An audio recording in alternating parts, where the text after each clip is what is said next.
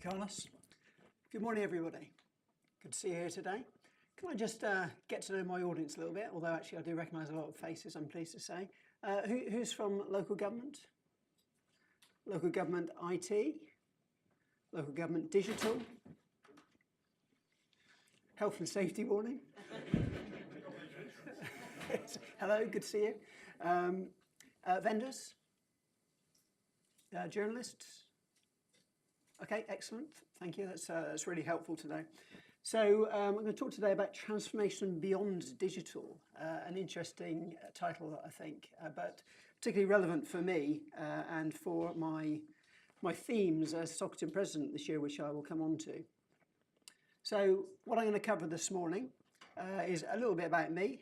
Am I qualified to speak about this topic? I hope so. I hope you'll agree. The context, which we always have to go through, that's the depressing bit, so I promise to do that bit quickly. The evolution of e-government from kind of 2000, just reflecting back on the evolution and the iteration of the things that we've done and how we've got to this point. What I think we need to be doing next, and some of the examples that I've seen that reflect some of the things that I think we need to be doing now and in the future. And then just I'll touch at the end on where Stockton fits into this and how I think Stockton can help to drive the agenda. And a bit of Q&A time at the end as well. So I'm CIO for Norfolk County Council now as of about a month, which is good fun, really enjoying the new context and environment. I know lots of London-based faces here today because I was CIO for London Borough of Newham and then London Borough of Havering and the One Source Joint Committee for some time. So that's kind of my background. And I'm also president of Stockton this year, which gives me the opportunity to talk about these sorts of things. And my themes as president are digital leadership, and that's particularly relevant today. That's for me about challenging as a call to arms for IT managers to step out of their traditional infrastructure roles and to move into a more fulfilling role, more valuable role, I think, which is about enabling transformational change across local public sector. Also championing diversity and how that can help to create these new ways of working, these new solutions. And I'll come back to these things. And given where we are, a couple of priority areas that I'm working on with people like Martin Ferguson, Head of Policy and Research at Stockton, who's here today, are cyber, huge cyber agenda at the moment. You know, if we're going to get people doing all these things with us online and retain them there, which we have to because we can't afford to do it any other way, we have to make sure that people are confident that they can interact with us. And of course, health and social care integration, where all the really big remaining budgets are in local public sector service delivery. This is an absolutely critical one for us to get right. So the context, and I promised this would be quick because we've heard it too many times, but it's important just to briefly reiterate. Times are tough financially and they're getting tougher. Where I've come from, we had something like 40% reduction in the last political cycle and another 40% in this one. So for Havering, that was 97% of their RSG, their government grant, disappearing by 2020. And that at Newham was around 70, 80 million pounds per annum gone from our budgets by 2020. So these are big figures. And I mention this primarily to emphasize that we can't just keep optimizing. We can't just keep doing what we used to do a little bit better. It has to be transformation. And I mean that term in the way it should be used, not the way it's often used, just to represent small amounts of change. And it's not just that either, is it? It's demand growth, ageing communities, an expectation that we will do more for people, the consumer environment we find ourselves in. And of course, it isn't just us that's struggling. Health and schools are also having their financial challenges at the same time. So ultimately, as I say, we can't keep doing what we've done in the past. That's a good starting point for radical transformational change, and that's where we find ourselves. So as I say, not just automation, but transformation of the way that we do things, the way that we achieve outcomes and results.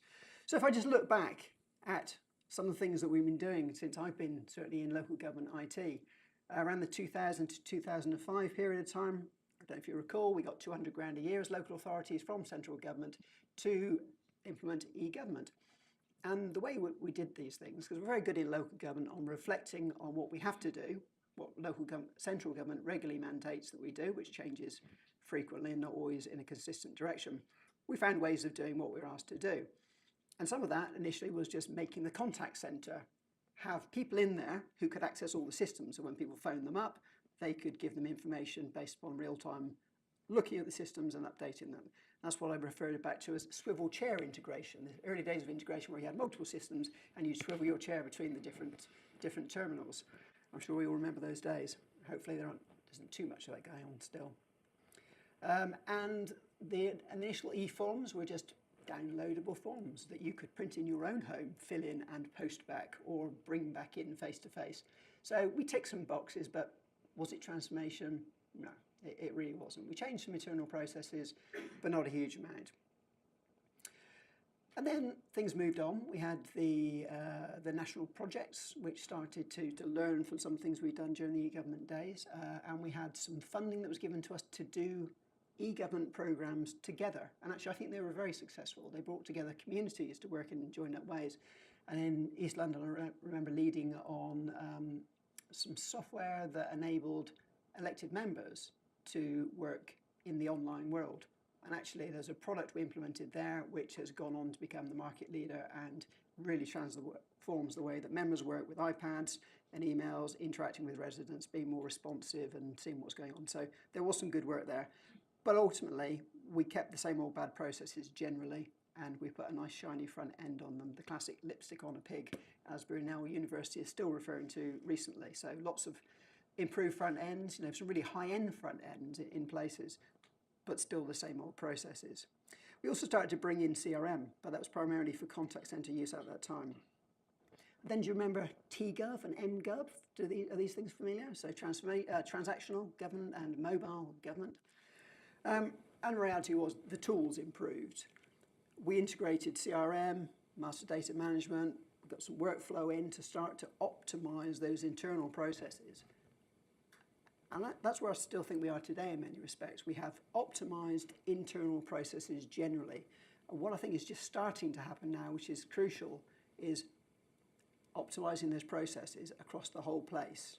So it's joining up with partners, particularly in health, but other local public sector. Where I am at the moment in Norfolk, it's 2 tiers. So actually it's about integrating the districts with the county, for example, so that from a resident perspective, it's genuinely joined up and seamless. And of course, the challenge will also to do that with central government, working with GDS. So a lot to do, but I think that's the space we've got to play in. I think it's critical that people who understand digital, who understand technology, and how it can play a part in enabling transformation, enabling things to be delivered in different ways, don't just manage infrastructure. Those skills and that knowledge has to be brought to bear to change the way we do things. And that means many of us in the room doing the things that I think many of us are doing, and we need to do more of and encourage our colleagues to do, is to spend more time with the politicians, with the contact centre managers, customer services managers, with the people that are delivering services generally, to help them understand how the combination of their knowledge of what they're trying to achieve, the outcomes they're trying to achieve, plus digital, plus technology, can enable genuine transformation. And I've seen, and actually this isn't to say we shouldn't still be doing automation and optimization. We should. If there are processes which are genuinely internal, we still need to keep doing these things. We need to do the basics right, but we need to do more than that. So if I look at Newham, where I spent 18 years of my life until quite recently, doing lots of different and interesting things, we got the volume of online transactions to an incredibly high level, well up into the 80s%. We had pretty much 100% take up of our online account with our residents. And that saved probably around about £13 million per annum in customer contact. I'm not sure how much it saved in terms of process optimization, but we did genuinely take all the high volume transactions and do full end-to-end process redesign. So that helped us to cope with the first round of 40% savings. But of course, we've got to do that again. And that's where it's moving on to say, okay, so how do we do things completely differently? And as I say, the focus is on achieving outcomes, perhaps, is the way we need to think of it more now, rather than just process change. The opportunity provided by data, either. One of the things that happened in the early days of, or the mid-term, if you like, of the e-government, T-government times was that because we used CRM and various workflow tools, and we had better websites and analytics, we could see how people were using these transactions. We could see the volumes, where people dropped out. We could see how long things took, how much things costed. And actually, once you've got that kind of evidence, those metrics, you can then make evidence-based decisions about how do you change processes, how do you optimize. And actually, if you can get the data from health and other local public sector, then you can do things in a more joined-up way across the area. So I'll come back to the data, but don't forget that. I think that's a critical one. And actually, data warehousing is something that I've seen continue to grow in terms of its importance and our capability, particularly in the context of sharing that data across multiple agencies. Also, I think pooling budgets is going to be critical. And we know at the moment, if local government stops doing things, you can end up with bed blocking because people can't get released from the hospitals. We know if health does things just to optimise their budget, it impacts care because we have to pick it up locally. So it's really important that we join these things up. And the accountable care organisations that may be the way forward will have to look at how those budgets are pooled. And of course, devolution is playing in the same game. It's saying how do we deliver things in a geographic space by shifting responsibility and authority and budgets to that place. We'll have to see how well that goes, but that's the promise and the opportunity. And the other thing, of course, is we have to help people. We have to help individuals and communities to help themselves. Certainly, I think the view in Newham was that we had created a scenario whereby the community was too dependent upon us. We want to make them independent and resilient. So actually, we started with a policy change at the political level, which was how do we make people more resilient and independent and able to support each other? And then when we did self-service through the way we did customer contact and channel shift, it was all focused on how do we help people to help themselves and not be dependent upon us? How do we help the community to help itself? And as you see people get their own budgets in a health context, increasingly it's about facilitating. It's about providing a platform rather than actually delivering services. So, well, we have to deliver services, we have to automate, optimize, make them joined up, but we have to challenge ourselves. Do we need to deliver those services to achieve the outcomes, or are there other ways of doing it? So I come back to my themes. So digitally enabled multi-agency service delivery model redesign needs the IT manager to step out of their tin and wires roles of the past and into the change enabler role. And I'll keep reiterating this, and I think this is a very important part of today, is to say that we have more value to add with our knowledge and skills of how digital can transform processes and ways of achieving outcomes. And so if I look at things like Office 365 that many of us were chatting about earlier, how that's continuing to evolve and improve, it's a no-brainer for me now. Get those commodity cloud activities being delivered so that it just takes them off of, gives you some more bandwidth back as an IT manager, so you're not doing those things day to day. It gives you that capacity to spend on these things that are more important to the organisation. And the other thing is diversity. So last year's Socketon theme was about women in IT. We're continuing that this year, but also focusing particularly on youth in IT. And a lot of this is just about diverse teams are much better at problem solving. They look at how do you achieve outcomes, and because they've got different backgrounds and different experience and they understand customer needs better, they can create better solutions. So this isn't about necessarily better technical solutions. This is about just looking at a problem and how do you achieve an outcome in a more balanced way, in a way that gives you a better problem-solving capability. And so it will be less and less about pure technology and more about change management enabled by IT. And there's an argument from Brunel University that Socketon was referenced recently, that it's easier potentially for somebody who really understands technology and digital capabilities and opportunities to learn about local problems and politics and instruments of state to make a change, to help them to understand how technology can be delivered completely differently. It's easier for us to step into their space, if you like, and speak their language than it is perhaps for them to understand the art of the possible in terms of technology. So to ask a politician to learn a great deal about how do you change the way that technology, so how do you understand how technology can change the way a process is delivered. So a few examples. I think one, and apologies if some of you have heard me talk about this before, but it's it's an example which it covers this whole agenda for me. So Newham had a problem with what we called beds in sheds, so overcrowding of properties. So 18 people, I think we found in one property. And actually, apart from the health and safety issues that causes, it's just bad for society. It causes real pressure on local public services. It's not good for neighbourhoods. Clearly, you wouldn't want 18 people living in the house next door to you, and all the rubbish that overflows and the noise and all those things that go with it. So we had a problem, a real world problem to solve. And you might think, well, how does technology come into this? And the answer is it started with policy. So the policy was we would introduce a tax on local landlords. And it wasn't to penalise good landlords, it was to regularise the sector. It was to make it a more even playing field for good landlords to do what they do. So we introduced this, but because this was only a few years ago, from day one we thought, well, this is online only, how do we digitise, make it self-service? And so from day one we launched this as an online service, and we tried to be quite commercial as well. We said if you sign up by this date, by I think by the 1st of January, it will be half the price than if you do it afterwards. What we didn't realise, of course, is that drove really peaky behaviour on our website, which it pushed it to the ends of its tolerance and somewhat beyond on a few occasions. So we learned a bit about that. If you want to drive high volumes of activity on New Year's Eve, this is how you do it. So we learned from that, and actually it's another argument for making your website be cloud hosted so it can cope with those demands, and I know a number of you guys have done that already, but we hadn't at the time. So it's online self-service from the outset.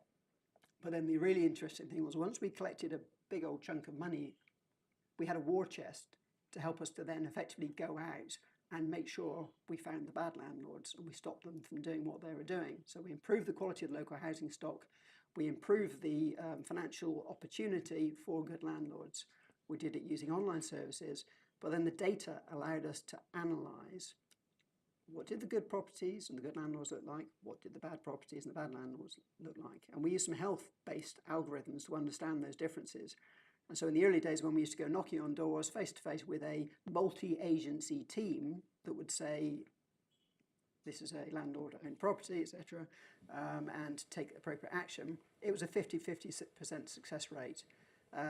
Now we use data to understand, before we go anywhere, how likely it is to be a landlord-owned property, and it's well up into the 90% success rate now. And we're so confident now that we just write to landlords and say, hey, we know you're a landlord, you're busted, and they pay up. It's very much like if you drive through, and of course I would never do this, but if you were to find yourself driving through a bus lane and being nicked, and you said, no, it wasn't me, and then they send you a video of you driving your car through the bus lane, you say, yeah, it's a fair cop, and you pay up. And that's really what we're trying to achieve here. So it's multi-agency, it starts with policy change, it's delivered through technology, and it uses data to optimise the process. So that's why I use this example. I think it picks up many of the good things that I think we need to do now and moving forward. I mentioned many times, and I'll probably keep mentioning it, that health and social care integration is critical. It's the big one financially, and it makes such a difference if we get it right to health and well-being of local people. Leeds have been doing some fantastic work on this, really pioneering work, partly funded by NHS England, and I'm pleased to say Sockton has got some funding from NHS England as well to help us to tell the story, to share the stories and the messages about where people are doing these things well. I cite Leeds as a great example, but there are many others. And what we're really working hard on in Sockton is how do we simplify processes, how do we standardise the way we work, and therefore make them shareable.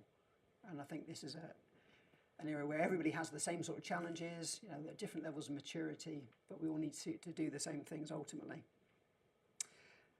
Example in Norfolk, I've only been there a month, as I say, but one of the things I found recently is my first genuine example of big data in local government. So we have an agreement with Health that we hold a huge amount of health data nationally, so all the A&E information for the whole country.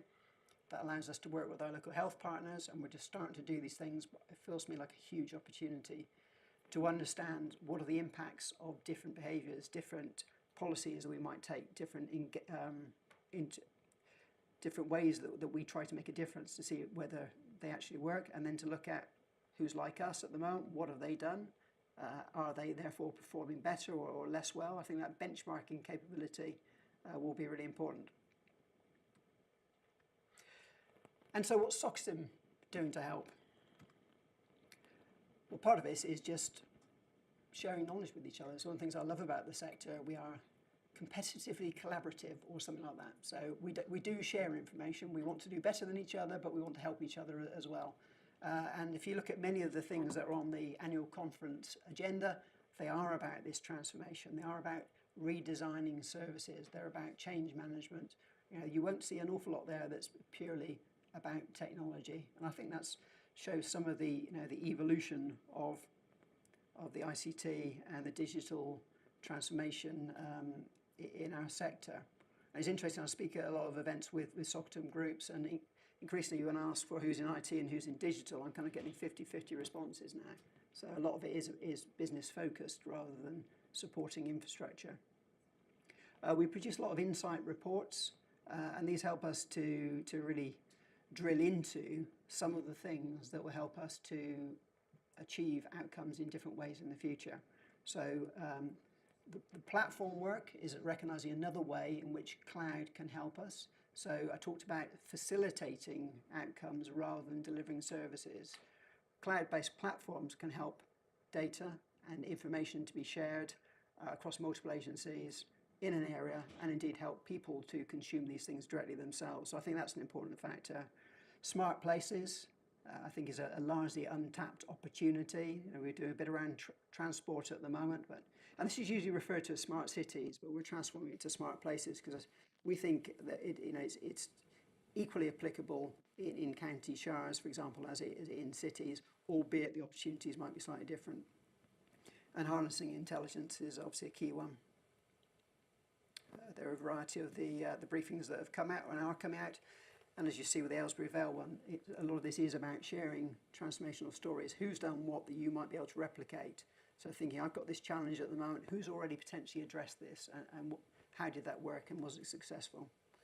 We do a lot of policy work, trying to engage particularly with GDS and with the cyber agenda, but also with Solace. And it is trying to make sure that policymakers understand the opportunities that are afforded by digital opportunities. So just to briefly summarise, there is still a place for automation and optimisation within individual organisations. For those things we still need to keep doing, we need to make sure that we keep our eye on the ball in terms of doing the basics right, keeping the lights on, but also, as I said, we need to free up our capacity as change enablers so that we can participate in the conversations with the business across the local authority, but across the whole place as well, joining up across the agencies. And the effective use of commodity cloud, things like Office 365, can facilitate new ways of working by giving us that bandwidth back to engage in these agendas. And just to finish with the Soxtim and local CIO Council mantra, simplify, standardise and share. Keep coming back to that myself, because that's about how do we take learning from others and how do we share the things that we've done to help the wider community move forward. So that's everything I wanted to cover at the moment. Have I got a few minutes for questions? Yes, yes, please. Just go back to the last slide. Not at all. Any questions? Yes. You mentioned Aylesbury Vale District Council. Can you give a bit more detail?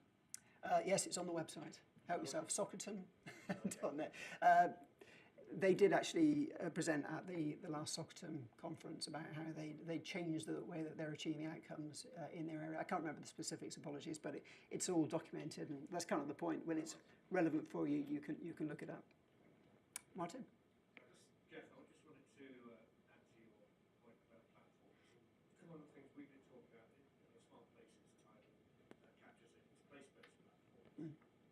So I think Yes. what you were saying is supporting the idea that it's at the place level that we need to build the platforms across the silos of government, across the levels of government, across the multiple agencies that we're working. But I've got a question, and that is about citizens and outcomes. Mm-hmm. Because you sort of touched on it, but you didn't really get to the point, I think, about how do we reimagine different outcomes. Some of them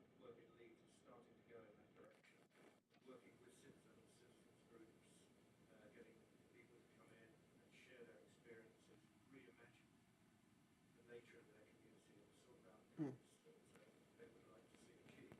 That then changes the whole approach to the processes that you want to redesign and transform, and the organisations that need to be involved.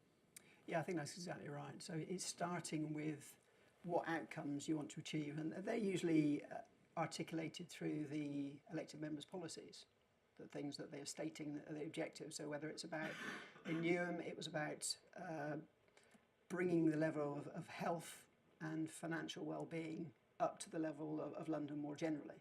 So that's the starting point. You're trying to make people healthier, you're trying to get them into employment. So it's really working back from those outcomes to say, okay, blank sheet of paper, if we weren't organised like we are at the moment, either as a local authority or indeed local public sector across the area, how might we do these things? And I think that's what we need to challenge ourselves with.